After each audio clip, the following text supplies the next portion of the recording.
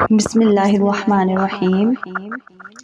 سب سے پہلے ریکویسٹ ہے کہ میرے ساتھ مل کر پڑھیے الصلاۃ والسلام علیک یا رسول اللہ وعلی آلک وصحابک یا حبیب اللہ۔ حضور انور صلی اللہ علیہ وآلہ وسلم کا فرمان جنت نشان ہے، قیامت کے روز اللہ کریم کے عرش کے سوا کوئی سایہ نہیں ہوگا۔ 3 شخص اللہ کریم کے عرش کے سائے میں ہوں گے۔ عرض کی گئی یا رسول اللہ صلی اللہ علیہ وآلہ وسلم وہ 3 شخص کون ہوں گے؟ ارشاد فرمایا، ایک وہ شخص جو میرے امتی کی پریشانی دور کرے، دوسرا میری سنت کو زندہ کرنے والا، اور تیسرا مجھ پر کثرت سے درود شریف پڑھنے والا۔ تو السلام علیکم پیاری CYT فیملی، کیا حال ہے جی؟ امید کرتی ہوں کہ آپ سب ٹھیک ٹھاک خیر و عافیت سے ہوں گے۔ روزانہ کی طرح دعا ہے کہ اللہ پاک آپ سب کو ٹھیک ٹھاک خوش باش رکھے، اور روزانہ 313 مرتبہ درود شریف کی عادت بنایا کریے۔ اور آج کے بیان ہے کہ ہم ڈرتے کیوں نہیں، اس کا موضوع یہ ہے۔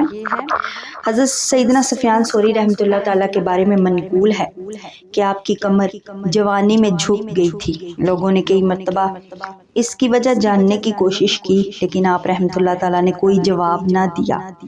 آپ رحمۃ اللہ تعالیٰ علیہ کا ایک شاگرد کافی عرصے تک کسی موقع کی تلاش میں رہا کہ وہ آپ سے اس کا سبب پوچھ سکے۔ آخر ایک دن اس نے موقع پا کر آپ سے اس کے بارے میں پوچھ لیا۔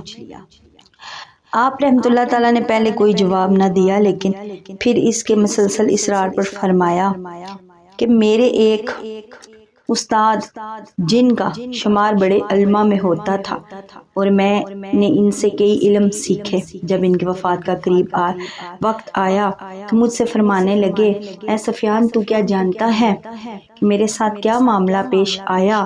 میں 50 سال تک مخلوق خدا کو رب کریم کے اطاعت کرنے اور گناہوں سے تلقین کرتا رہا، لیکن افسوس آج جب میری زندگی کا چراغ گل ہونے کو ہے، اگر اللہ کریم نے مجھے اپنی بارگاہ سے یہ فرما کر نکال دیا کہ تو میری بارگاہ میں آنے کی اہلیت نہیں رکھتا۔ اپنے استاد کی یہ بات سن کر میری کمر خوف سے ٹوٹ گئی، جس کے ٹوٹنے کی آواز وہاں سب نے سنی، اور میں اپنے رب کریم کے خوف سے آنسو بہاتا رہا۔ نوبت یہاں تک پہنچی کہ میرے پیشاب میں بھی خون آنے لگا اور میں بیمار ہو گیا۔ جب بیماری شدت اختیار کر گئی تو ایک غیر مسلم حکیم کے پاس گیا۔ پہلے اس نے میری بیماری کا پتہ اسے نہ چل سکا، پھر اس نے غور سے میرے چہرے کا جائزہ لیا، میری نبض دیکھی اور کچھ سوچنے کے بعد کہنے لگا، میرا خیال ہے اس وقت مسلمانوں میں اس جیسا نوجوان کہیں نہیں ہوگا جس کا جگر خوف الہی سے پھٹ چکا ہے۔ تو پیاری CYT فیملی، بیان کردہ حقائق سے معلوم ہوا کہ اللہ پاک کے نیک بندوں کے دل ہر وقت خوف خدا سے معمور ہوتے۔ ان کا اٹھنا بیٹھنا چلنا زندگی کے شب و روز فکر آخرت میں گزرتے تھے، کیونکہ ان کے نزدیک دنیا کی زندگی آخرت کے مقابلے میں کچھ اہمیت نہیں رکھتی۔ ان کے دل خوف الہی سے ایسے معمور ہوتے کہ وہ صرف رب کریم کی رضا چاہتے تھے۔ ان کے دلوں میں اللہ پاک کا خوف ہوتا، ان کے پیش نظر ہر وقت قیامت کے ہولناک منظر رہتے۔ لیکن افسوس ہے آج ہمارے دلوں سے خوف خدا ختم ہوتا جا رہا ہے۔ کسی کو اگر ڈرانے کے لیے عذاب پر مشتمل کتنی ہی آیت سنا دی جائیں، گناہوں کی وعیدیں کتنی ہی حدیثیں بیان کریں، گناہگاروں کے عبرتناک انجام کی حقائقیں بھی سنائیں، لیکن ہم میں سے ایک تعداد ایسی ہے جو ٹس سے مس نہیں ہوتی، ادھر ادھر دیکھ کر لاپرواہی سے سنتے ہیں، توجہ نہیں رہتی، دل کو چوٹ نہیں لگتی، گناہوں سے دوری نہیں ملتی، نیکیوں کی محبت نصیب نہیں ہوتی۔ شاید اس کی وجہ یہ ہو سکتی ہے کہ گناہوں کی کثرت کے سبب دل سے اس قدر زنگ آلود ہو چکے ہیں کہ اب ہم پر نصیحت اثر نہیں کرتی۔ تو سوچئے، اگر ہم اپنی زندگی کو یوں ہی گناہوں میں بسر کرتے رہے۔ ایسا نہ ہو کہ بروز قیامت ہمارا حشر بھی ایسے مجرموں کے ساتھ ہو جنہوں نے اپنی زندگی رب کریم اور اس کے پیارے رسول عظیم صلی اللہ علیہ وسلم کی نافرمانی اور نیک اعمال سے دور رہ کر گزاری ہے۔ ایسے لوگ بروز قیامت اللہ پاک کی رحمت سے محروم ہوں گے۔ گناہوں کی وجہ سے ان کے چہرے سیاہ ہوں گے۔ یہ لوگ قیامت کے دن ادھر ادھر بھاگتے پھریں گے مگر کوئی ان کا حامی مددگار نہ ہوگا۔ قیامت کی اس ہولناک منظر کو پارہ 30 سورہ عبس آیت نمبر 33 یا 37 میں یوں بیان کیا گیا ہے۔ ترجمہ کنز ایمان 33 تا 37 میں یوں بیان کیا گیا ہے۔ ترجمہ کنز ایمان پھر جب آئے گی وہ کان پھاڑنے والی چنگاڑ، اس دن آدمی بھاگے گا اپنے بھائی اور ماں باپ سے اور بیوی اور بیٹوں سے۔ ان میں سے ہر ایک کو اس دن کی فکر ہے کہ وہی اسے بس ہے۔ پھر ایک وقت آئے گا کہ مجرموں کو گھسیٹ کر جہنم میں ڈال دیا جائے گا۔ چنانچہ پارہ 16 سورہ مریم کی آیت نمبر 86 میں ارشاد ہوتا ہے۔ ترجمہ کنز ایمان اور مجرموں کو جہنم کی طرف ہانکیں گے پیاس سے۔ تو پیاری سی وائٹی فیملی، خواب غفلت سے بیدار ہو جائیے اور مرنے کے بعد گناہگاروں کا حال سن کر ڈر جائیے اور توبہ کر کے نیکیوں میں زندگی بسر کیجیے۔ افسوس ہے ہمارے معاشرے میں دن رات دوسروں کے خوف سے چھپ چھپ کر ہم گناہ کرتے ہیں۔ کہیں ہمارے دوستوں کو نہ پتہ چلے، گھر والوں کو نہ پتہ چلے، لیکن اس رب کا ڈر نہیں رہتا جو رات کی تاریکی میں بھی ہمارے حال سے باخبر ہے۔ افسوس گناہ کرتے وقت اس بات کا خوف نہیں ہے کہ بروز قیامت تمام اہل محشر کے سامنے گناہوں سے بھرپور نامہ اعمال پڑھ کر جب ہمیں سنایا جائے گا، جہاں وہ لوگ ہوں گے جو دنیا میں جن کے دلوں میں ہماری عزت تھی۔ اے کاش اس وقت کی بدنامی اور شرمندگی سے بچنے کے لیے ابھی سے ہم خوف خدا کی دولت نصیب ہو جائے۔ اے کاش ہم گناہوں سے دور رہنے میں کامیاب ہو جائیں۔ اے کاش ہم ہر لمحہ نیکیوں میں بسر کرنے والے بن جائیں۔ اے کاش قیامت کے ہولناک دن کو ہمیشہ یاد رکھنے والے بن جائیں۔ اگر ہمیں خوف خدا کی دولت نصیب ہو جائے تو انشاءاللہ اس کی برکت سے گناہوں سے بچنے کا ذہن بن جائے گا۔ ہمارے بزرگان دین ایسے تھے کہ دن رات نیکیوں میں بسر کرتے، ہر وقت اللہ پاک کے خوف اور اس کی محبت سے سرشار رہتے، پھر بھی وہ اپنے اس عمل کو کافی نہ سمجھتے، خوف خدا سے آنسو بہاتے۔ حضرت سیدنا مالک بن دینار کے بارے میں آتا ہے کہ ایک مقام پر انہوں نے ایک بزرگ کو دیکھا، ان سے حال پوچھا۔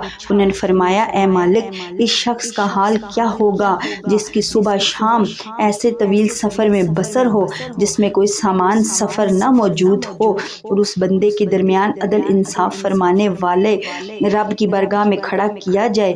وہ کہہ کر بزرگ رونے لگے۔ حضرت مالک بن دینار رحمۃ اللہ تعالیٰ فرماتے ہیں، میں نے ان سے رونے کی وجہ پوچھی تو فرمایا، میں دنیا کی حرص پر نہیں رو رہا، نہ ہی موت کے خوف سے اور مصیبت نے مجھے رلایا، بلکہ میں اپنی زندگی کے اس دن پر رو رہا ہوں جس میں کوئی اچھا عمل نہ کر سکا۔ خدا کی قسم مجھے تو زاد راہ کی کمی، کامیابی سے دوری، دشوار گزار گھاٹی نے رلایا ہے۔ میں نہیں جانتا کہ میں جنت میں جاؤں گا یا جہنم میں۔ حضرت مالک بن دینار فرماتے ہیں، میں نے حکمت بھرا کلام سن کر کہا، لوگ تو آپ کو مجنون سمجھتے ہیں۔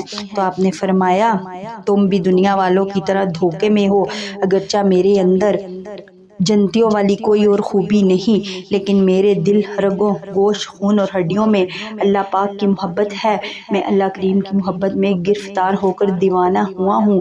غور کیجئے ہمارے بزرگان دین رب کریم کے خوف سے کس قدر روتے تھے۔ وہ دن رات نیکیوں میں مشغول رہنے کے باوجود بھی اپنے اعمال کو کافی نہیں سمجھتے، لیکن افسوس ہے ہماری یہ حالت ہے۔ ایک تو ہم نیک عمل کرتے نہیں، اگر کر بھی لے تو کوشش ہوتی ہے کہ کسی طرح لوگ ہمیں دیکھیں کہ ہم نے نیک عمل کیا، ساڈی نیک نامی ہوئے، سانو لوگ ویکھن، ہائے کننا چنگے، کنیاں نمازاں، کنے حج، کنے عمرے کیتے۔ تو میری وائٹی سی فیملی، یاد رکھیے ریاکاری کے ساتھ کیے جانے والے عمل ہرگز قابل قبول نہیں ہوتے جو ہم لوگ کرتے ہیں، لہٰذا ہر نیک عمل سے پہلے اپنی نیت پر اچھی طرح ہمیں غور کرنا چاہیے، اس سے مقصود رب کریم کی رضا ہے یا مال کا حصول یا کوئی اور دنیاوی فائدہ۔ بدقسمتی سے آج کل ہماری عبادت اخلاص سے رخصت ہو گئی ہے، ہماری عبادت سے اخلاص رخصت ہو چکا ہے۔ نماز پڑھتے ہیں اس لیے کہ ہمیں لوگ نمازی کہیں، صدقہ خیرات بھی دکھاوے کے لیے کرتے ہیں کہ لوگ ہماری سخاوت کے چرچے کریں، حج عمرہ بھی اسی لیے کرتے ہیں ہماری واہ واہ ہو۔ گھر میں بات بات پر ہم جھگڑتے ہیں لیکن دوسری خواتین سے حسن سلوک سے پیش آتے ہیں۔ یاد رکھیے جن نیک کاموں کو زندگی بھر ہم نے اپنے لیے توشہ آخرت نجات کا ذریعہ سمجھا ہے، ایسا نہ ہو ریاکاری کی وجہ سے یہ سب برباد ہو جائیں اور قیامت کے دن حسرت ندامت کے سوا کچھ نہ آئے۔ سرکار صلی اللہ علیہ وسلم نے اس پر مذمت فرمائی ہے، ارشاد فرمایا جنت کی خوشبو 500 برس کی مسافت سے سونگھی جائے گی مگر آخرت کے عمل سے دنیا طلب کرنے والا اسے پا نہ سکے گا۔ دو ارشاد فرمایا جو شہرت کے لیے عمل کرے گا اللہ پاک اسے رسوا کرے گا اور جو دکھاوے کے لیے عمل کرے گا اللہ پاک اس کو عذاب دے گا۔ تو اس لیے ریاکاری کرنے والے بد نصیب کو جنت کی خوشبو نہیں پہنچے گی، اس بد عمل کو بروز قیامت ذلیل رسوا کیا جائے گا، سخت عذاب دیا جائے گا۔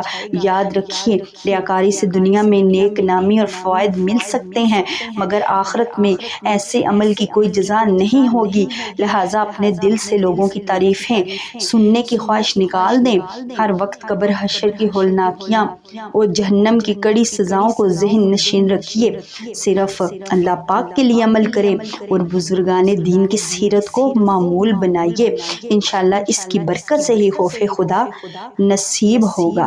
اللہ پاک کے مقرب بندوں کی عملی حالت بیان کرتے ہوئے ایک بزرگ نے فرمایا کہ وہ لوگ کثرت سے نیکیاں کرتے پھر بھی خوف زدہ رہتے اور ہم لوگ کثرت سے گناہ کرتے ہیں پھر بھی بے خوف رہتے۔ وہ مبارک ہستیاں نیکیوں کے باوجود روتے، تم بیکار ہنستے ہو۔ وہ لوگ بیمار رہنے کے باوجود عبادت کرتے اور تم تندرست ہو کر بھی سوئے رہتے ہو۔